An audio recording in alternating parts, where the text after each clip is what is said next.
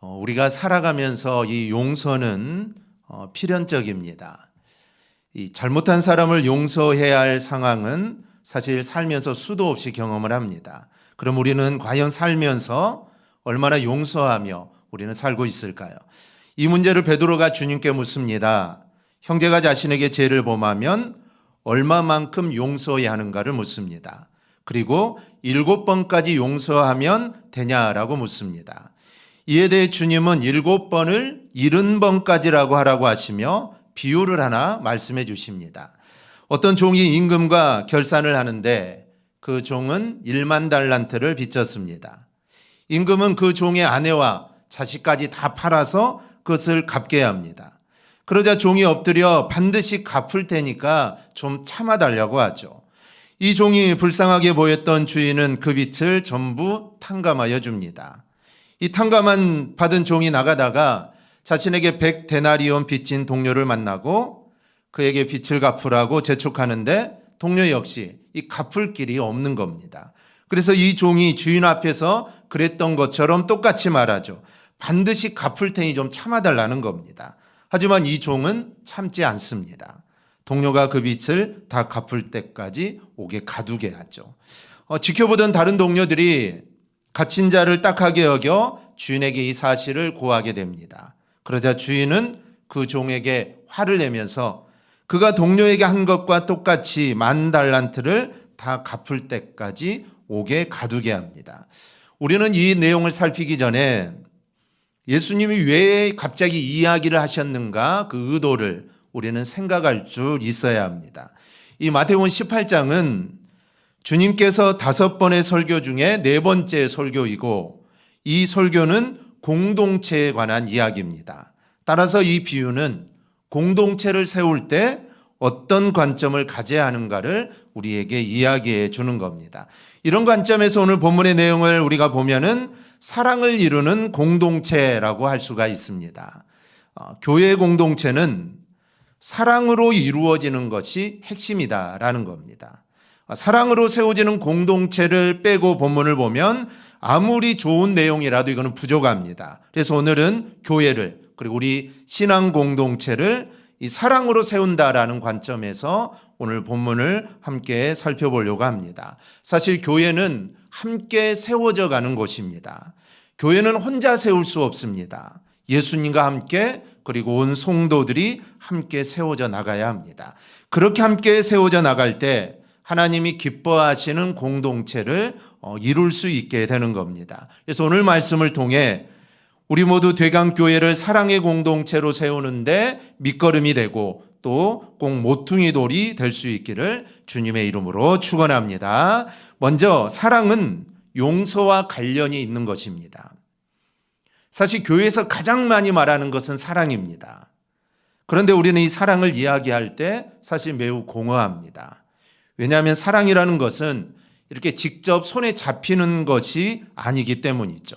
그래서 사실 사랑을 날마다 말하고 많이 외치지만 정작 그 사랑이 지금 이루어지고 있는지는 사실 잘 모르는 것이 사실입니다.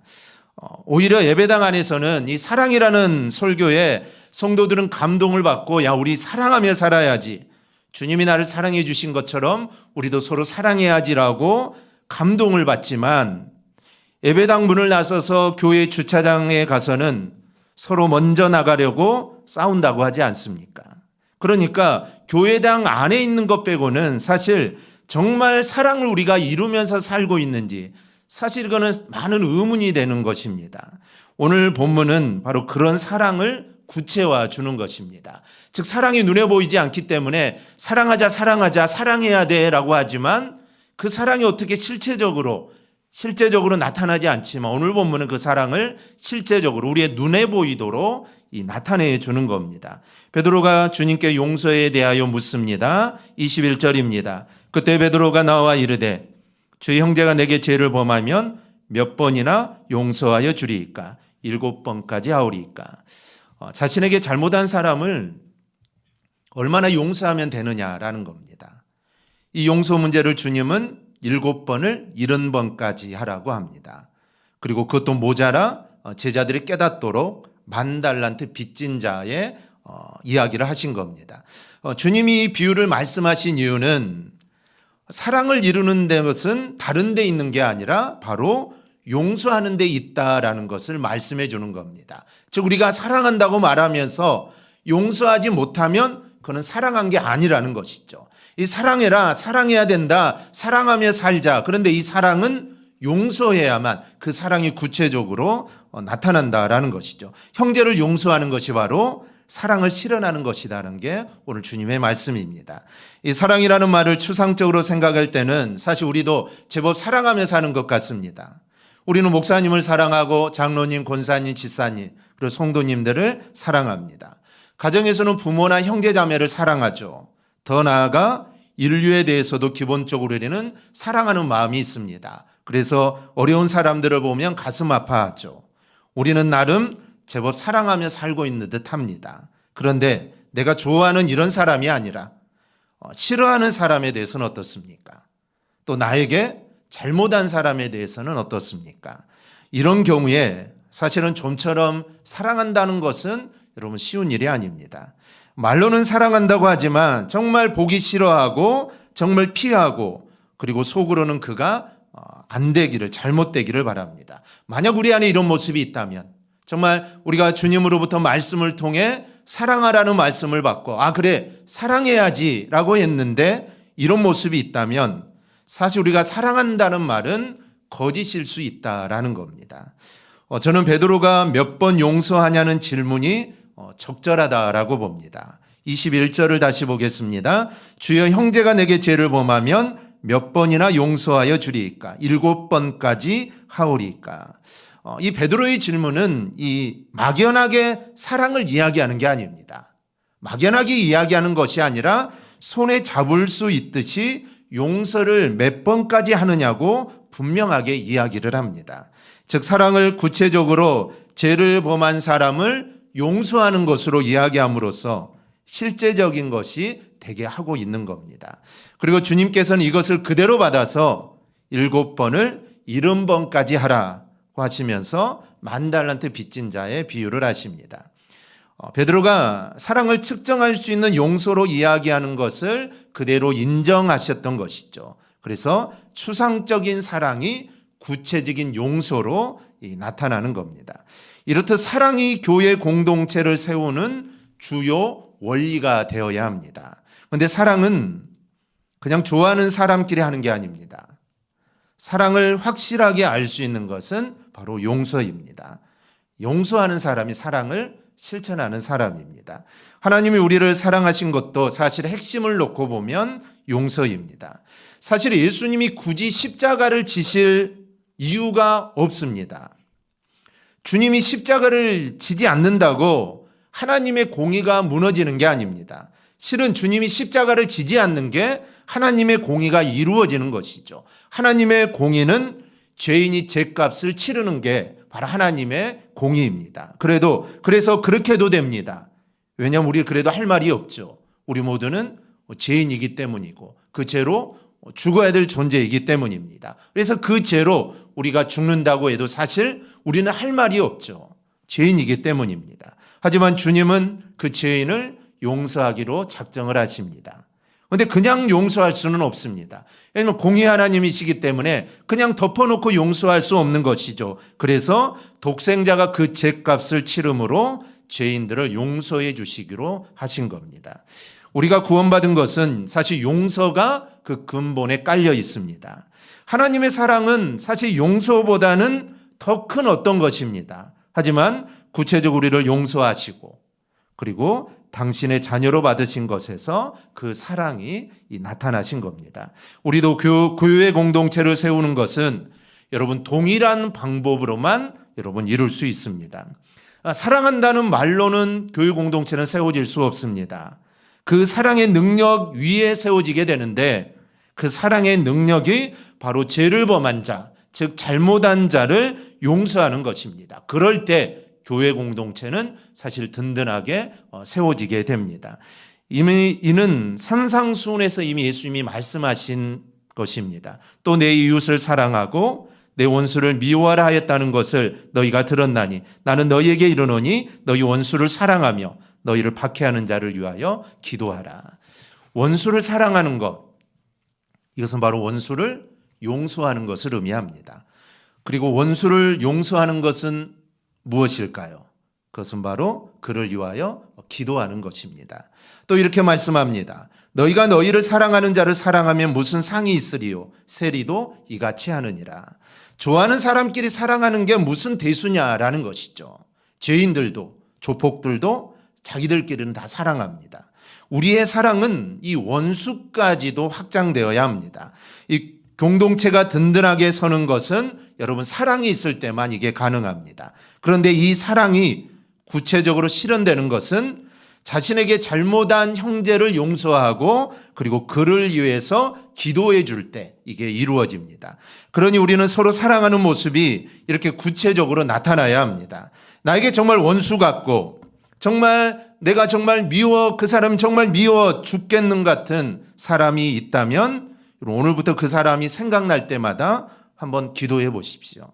그 기도가 사실은 상대방을 위한 것이지만 사실은 나를 위한 것이기도 합니다. 여러분, 하나님께서 원수를 사랑하심으로 하나님이 손해를 보셨을까요?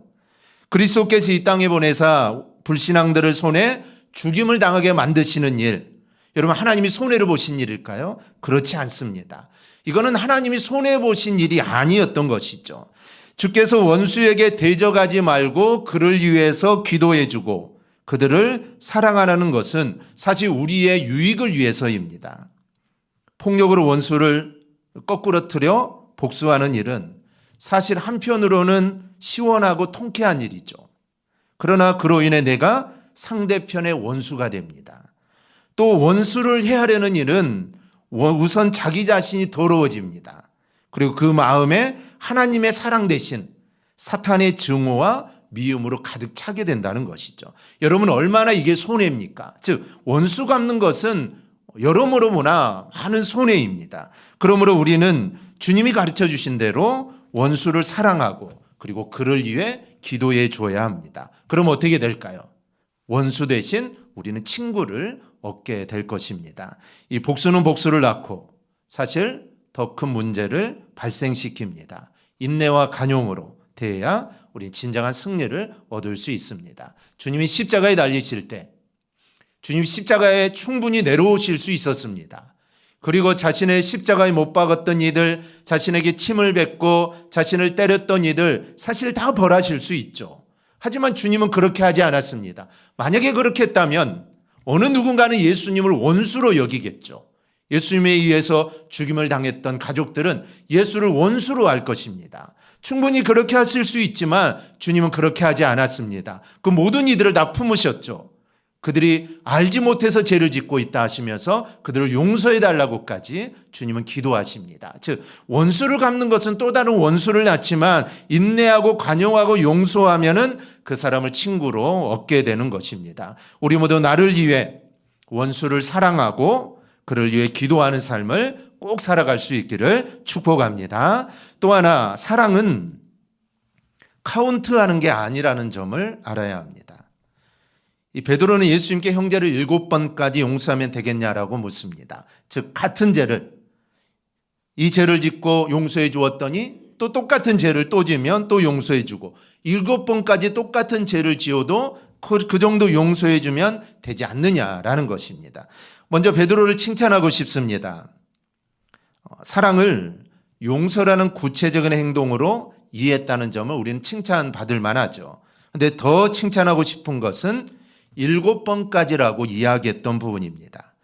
이 부분을 칭찬하고자 하는 것은 상당히 획기적인 진전을 보였기 때문입니다. 일단 베드로가 7번을 제시한 이유를 생각해 보면 당시 랍비들은 3번까지 용서하라고 가르쳤습니다. 아모스 선지자가 이렇게 말한 적이 있죠. 유다의 서너 가지 죄로 말미암아 내가 그 벌을 돌이키지 아니하리라. 아마 랍비들은 이 하나님 말씀을 인용하여서 3번까지는 용서해 주라라는 것이죠. 그리고 하나님께서도 3번까지는 참으셨는데 4번으로 넘어가니 참지 않으셨던 것으로 그들은 보게 됩니다. 어쨌든 랍비들의 전통에 의하면 3번까지 용서하는 게 사실 일반적인 것이죠. 이에 비하면 베드로는 그들의 2배 이상을 말하고 있는 겁니다. 또한 7이라는 숫자는 유대인들에게 완벽을 의미하는 숫자입니다. 단순히 2배면 6번인데 거기에 1번을 더해서 제시했고 그리고 상징적으로 완전수인 7가지 베드로는 제시한 겁니다. 그러니 나름 7이라는 숫자도 사실은 의미가 있는 것이죠. 이 서당계 3년이면 풍어를 읊는다고 주님을 따라다니면서 아마 베드로는 그 주님의 마음을 조금이나마 아마 헤아릴 줄 알았던 것 같습니다. 그러니 납비들보다 더 많은 용서를 제시하고 기특하게도 완전수인 7가지 제시하고 있는 겁니다. 아마 베드로는 이렇게 7번을 제시하면서 아마 은근히 칭찬을 기대했을 것입니다. 일반적으로 3번인데 7번까지 용서해주면 야, 이 정도 되면 주님으로부터 아마 칭찬은 받지 않을까? 너 참 기특하다라고 칭찬을 받을 줄 알았습니다. 그런데 주님이 어떻게 하십니까?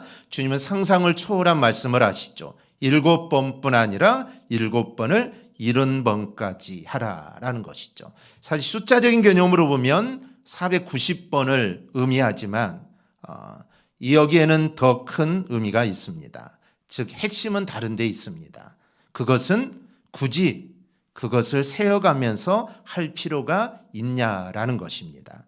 7이 완전수이기에 7을 제시하는 것도 기특하고 7번까지 용서하는 거 참 기특하지만 주님은 그런 완전수의 10배를 이야기하시면서 굳이 카운트할 필요가 없다라고 하신 겁니다.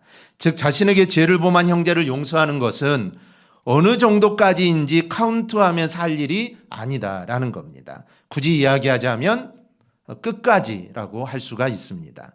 주님이 지신 십자가는 이런 의미가 있습니다. 십자가의 제사는 단번에 드린 완전한 제사입니다. 굳이 수로 대체하자면 끊임없이 속죄하여 주시는 것과 같습니다. 어제 지은 죄도 그리고 오늘 지은 죄도 그리고 아직 짓지는 않았지만 내일 지을 죄도 회개하면 모두 다 용서해 주시는 것을 의미합니다. 이거는 한도 없고 끝도 없습니다. 주님이 이 땅에 다시 오시는 그때까지 계속되는 것이죠. 사랑하는 것, 그래서 용서하는 것은 여러분 제한을 둘 수 없습니다. 사랑은 일정한 선을 그어놓게 하는 게 아닙니다. 남녀간의 사랑을 할 때 어디까지 사랑하자라고 선을 그어놓고 사랑하는 게 아니죠. 그 사랑은 끝도 없습니다. 사랑은 끝까지 받아주는 거, 그게 바로 진짜 사랑입니다. 사랑의 구체적인 행동인 용서도 똑같습니다. 몇 번까지 용서할 것이 아니라 카운터하지 않고 용서한 것을 그냥 잊어버리라는 것이죠. 그래서 사랑하는 게 사실 쉽지가 않은 겁니다. 그래서 교회 공동체는 풍성한 사랑 속에서 사실 세워지지만 역설적이게도 그 사랑을, 그 용서를 다 알고 있으면서도 풍성하게 나타나지 못하는 내 자신을 발견하게 됩니다. 왜냐하면 내 자신의 연약함을 알게 되기 때문이죠. 그래서 사랑하는 사람에게는 겸손의 모습이 여러분 나타나야 합니다. 용서해 놓고도 그냥 잊어버리고 말씀대로 용서하지 못하는 자신의 모습을 발견하게 되고 다시 주님 앞에 엎드리게 됩니다. 바로 이런 모습이 공동체를 굳건하게 세워나가게 됩니다. 셋째는 우리 자신을 돌아봐야 합니다. 주님 베드로에게 7번뿐 아니라 7번을 70번까지 할지니라고 하시면서 또 하나의 천국 비유를 말씀하십니다. 하나님의 나라는 이와 같다고 하시면서 10,000달란트 빚진 자 이야기를 하십니다. 주님께서 10,000달란트 빚진 자 이야기를 하신 이유는 무엇일까요? 이는 베드로에게 용서는 달리 말하면 이 사랑이라는 것은 카운트하면서 할 것이 아니라 그저 어떤 것인지 그게 무엇인지를 알려주시기 위해서 주님은 10,000달란트 빚진 자 이야기를 하십니다. 우리는 이 10,000달란트 빚진 종, 이 못된 놈, 이 배응망덕한 놈이라고 생각을 합니다. 그런데 그에게 우리 자신을 투영하여 한번 생각해 보아야 합니다. 10,000달란트 빚진 자는 그 10,000달란트를 다 탕감받았습니다. 10,000달란트를 굳이 화폐로 환산하지 않는 이유는 당시 10,000달란트는 화폐 가치로 따질 수 없을 만큼 이거는 크기 때문입니다. 10,000달란트 빚이라면 어느 사람도 이거는 감당할 수 없는 빚입니다. 이 문제를 해결하는 방법은 딱 하나밖에 없습니다. 주인으로부터 용서, 탕감받는 것뿐이죠. 이 갚는다는 것은 이거는 상상할 수 없는 것입니다. 그런데 주인이 용서해 주시고 탕감해 주면 이 10,000달란트는 하루아침에 한순간에 다 사라져 버리게 되죠. 다행스럽게 이 종은 주인으로부터 그런 은혜를 받았습니다. 그런데 그가 나가면서 자신의 동료를 보니 그 동료는 자신에게 100데나리온을 빚진 자입니다. 100데나리온은 현재 가치로 환산해 보면 한 데나리온이 정정의 하루 일당입니다. 그러니 100데나리온은 석 달 열흘을 일한 품삯이죠. 만약에 300만 원이 한 달의 월급이라고 하면은 약 1,000만 원 정도 되는 액수입니다. 오늘날도 이 금액이 사실은 작은 것은 아니지만 갚으려는 마음을 먹으면 사실 얼마든지 갚을 수 있는 금액입니다. 현대 가치로 환산하는 이유는 10,000달란트와 달리 100데나리온은 적은 금액이다라는 것이죠. 그런데 10,000달란트 탕감받은 이 종은 자신이 100데나리온 빚진 자에게 다 갚을 때까지 풀어주지 말라고 옥에 가둡니다. 그런데 이 10,000달란트 빚진 자가 잊고 있는 게 하나 있습니다. 바로 전에 자신은 헤아릴 수 없는 많은 빚을 탕감받았다라는 사실입니다.